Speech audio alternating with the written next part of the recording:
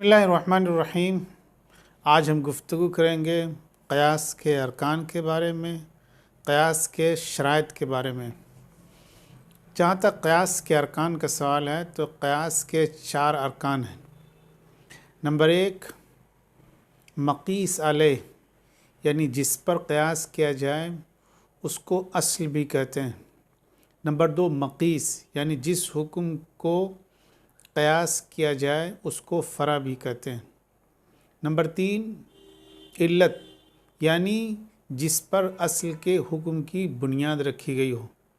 اور نمبر 4، قیاس کی علت، اصل حکم جو نص سے ثابت ہے اس کو مقیس علیہ کہتے ہیں۔ مثال کے طور پر شراب ہے، اس کا حکم نص سے ثابت ہے اور وہ اصل ہے، اور جس کو اصل پر قیاس کیا جائے، مثال کے طور پر کھجور کی شربت جس کے اندر نشہ ہو، اس کو شراب پر قیاس کیا گیا ہے تو وہ مقیس ہے، یا دوسرے لفظوں میں وہ فرع ہے۔ علت، یعنی جس پر اصل کے حکم کی بنیاد ہوتی ہے، تو شراب کے حرام ہونے کی بنیاد نشہ آور ہونا ہے۔ اور نمبر 4، قیاس کی علت، یعنی کیوں ہم قیاس کریں گے اور کس بنیاد پر قیاس کو نافذ کریں گے، اس کو قیاس کی علت کہتے ہیں۔ جہاں تک قیاس کے لیے شرائط کا سوال ہے، اس کا جواب یہ ہے کہ قیاس کے لیے 3 شرطوں کا ہونا ضروری ہے۔ اگر ان میں سے کوئی شرط نہیں پائی جائے گی تو قیاس کرنا جائز نہیں ہوگا۔ قیاس کے لیے پہلی شرط یہ ہے کہ وہ حکم جس پر ہم دوسرے حکم کو قیاس کریں گے، یعنی جو اصل کا حکم ہے یا جو اصل ہے، وہ حکم نص سے ثابت ہو اور وہ عملی حکم ہو۔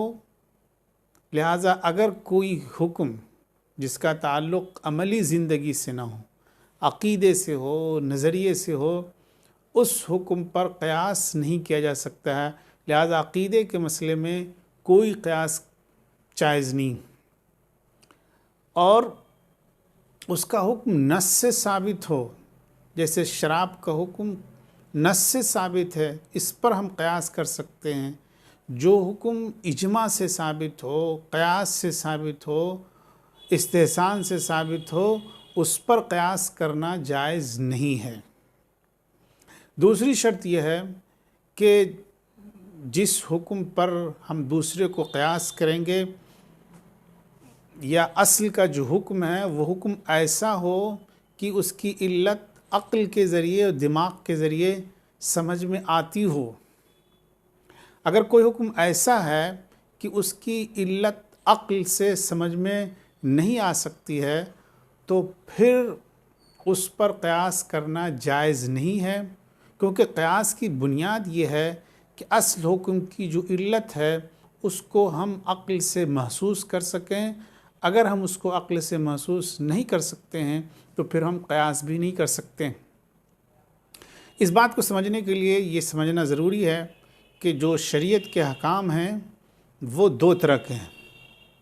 نمبر 1، وہ احکام جن کی علت انسانی عقل سے سمجھ میں نہیں آتی ہے، یا جن کی علت یا جن کی لاجک کو انسان اپنی عقل کے ذریعے سے نہیں سمجھ سکتا ہے، بلکہ اس کی علت اور حکمت کو اللہ تبارک و تعالی ہی جانتا ہے۔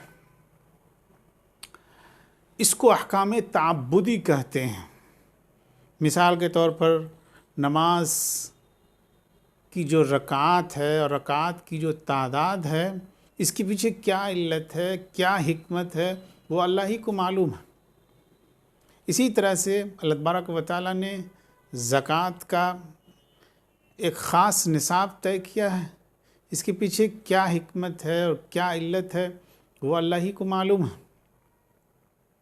اسی طرح سے اللہ تبارک و تعالیٰ نے میراث کے حصے قرآن کریم میں متعین کیے ہیں، جن لوگوں کے لیے متعین کیے گئے ہیں ان کو اصحاب فروض کہتے ہیں۔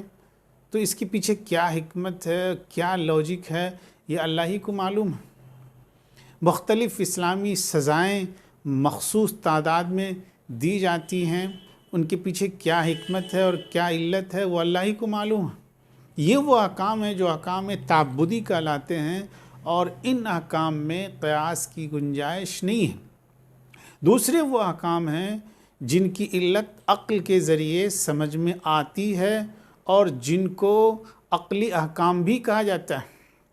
مثال کے طور پر اللہ تبارک و تعالیٰ نے شراب کو حرام قرار دیا، اور اس کی جو علت ہے وہ علت عقل سے سمجھ میں آتی ہے کہ اس وجہ سے حرام قرار دیا ہے کیونکہ اس کے اندر نشہ ہوتا ہے۔